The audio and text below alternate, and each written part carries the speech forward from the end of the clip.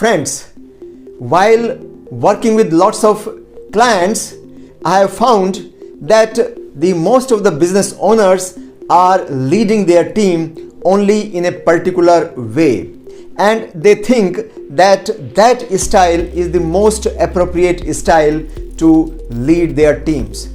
But at the same time, I have seen very closely that many of them keep struggling to get the desired business results. When I watched them very closely, I found that their leading style is not actually matching the people who they are leading. It is also not matching with the business situation, and because of this mismatch, the business results suffer very badly. But unfortunately, most of the business leaders are not aware of it. When I talk to them about this, they generally start defending the style which they are using. But actually it is not so that they don't want to improve their style, but the reality is that they don't even know what should be the appropriate style in the situation with which they are dealing. The management gurus have found out that one of the best way of leading the team is called the situational leadership. The situational leadership has been talked about since many years, and it has been practiced by many managers across the world. As per one research, it has been found that as many as 75% business leaders find the situational way of leading the team is the best way of leading the team. So today I am going to talk to you that what this situational leadership is, and after going through this video, you will also be able to implement the situational leadership in your business. So let us understand that what happens in the situational leadership. In the situational leadership, the leader looks at the development level of the employees, the development level of his employees, and also looks at that what is the kind of situation he is currently dealing with, what is the task at hand.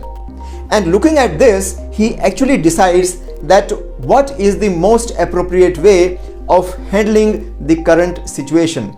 So there are three forces working simultaneously. One is the leader himself. Second one is the forces which are governing the team. And third one is the forces related to that specific situation. And depending upon these three things, the leader decides very carefully that what should be the appropriate way of leading the team at that point of time. A situational leader must have three specific skills if he really wants to succeed with the situational leadership style. Let us understand what these three skills are.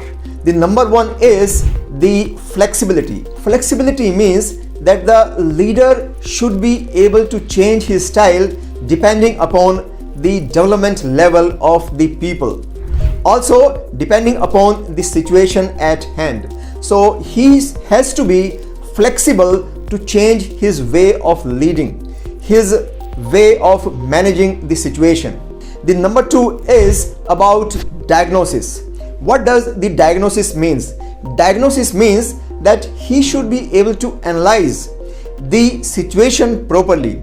He should also be able to analyze the development level of the team members, and accordingly he should be able to implement the specific leadership style.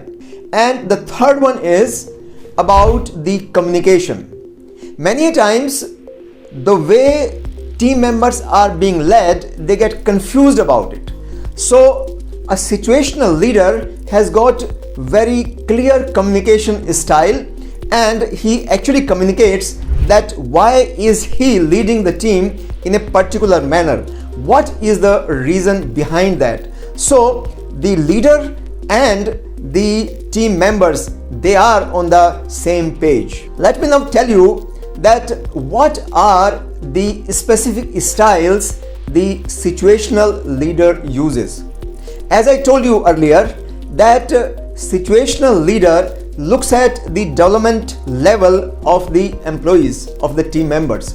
So let us first understand that what these developmental levels are and what is going to be the appropriate leading style for that specific development level. The first one is called the D1, which means the enthusiastic beginners. These enthusiastic beginners are actually low in their skills, but they are very high in their commitment. Generally, these people are the beginners of their career. These people generally are new in the job. They have very high level of commitment and enthusiasm, but since they are new in the job, their skill level is low.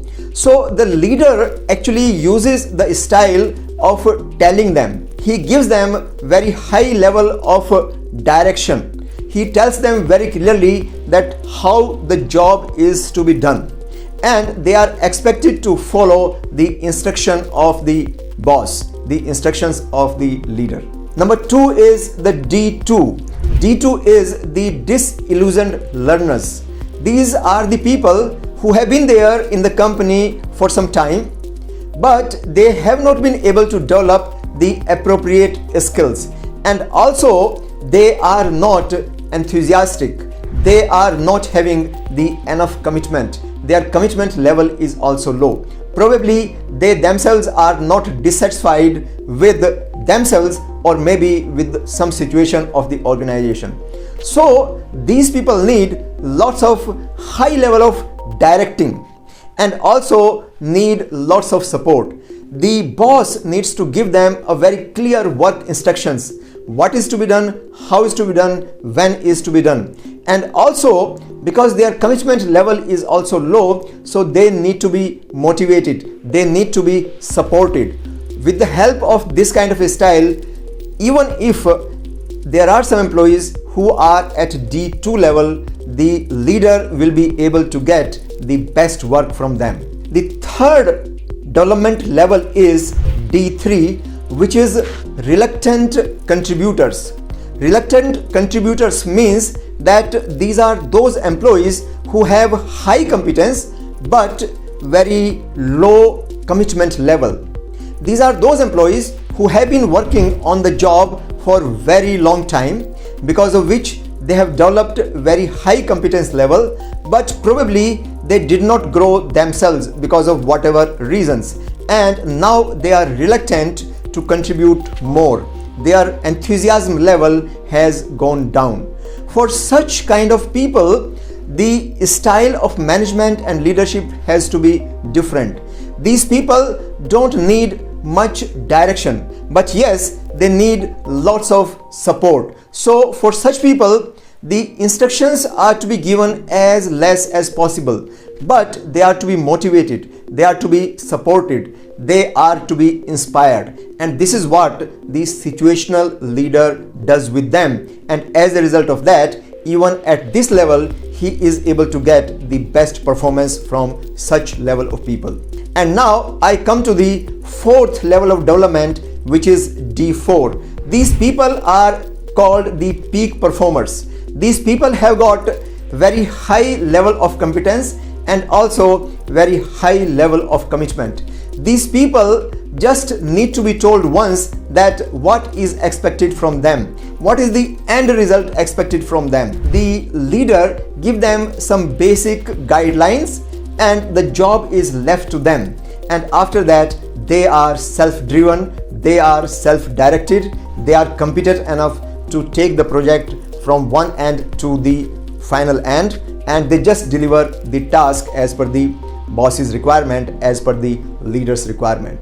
So these are the four different styles of managing the four different level of development of the employees. A situational leader has to see that in which particular category the employees are falling and accordingly change his style depending upon the development of the employees and the situation as task, as I told you earlier. So friends, before I sign off, let me give you a learning task. What you need to do is look at the different people in your team. Look at that what is their individual development level, and also see that in past how you have been dealing with these people. Was that style appropriate enough, or after going through this video of situational leadership you need to change your style?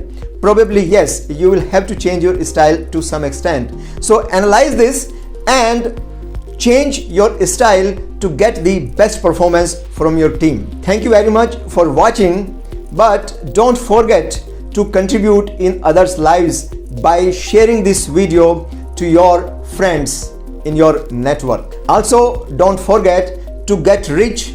You have to help others to become rich. Thank you very much, and wait for the next video in the series.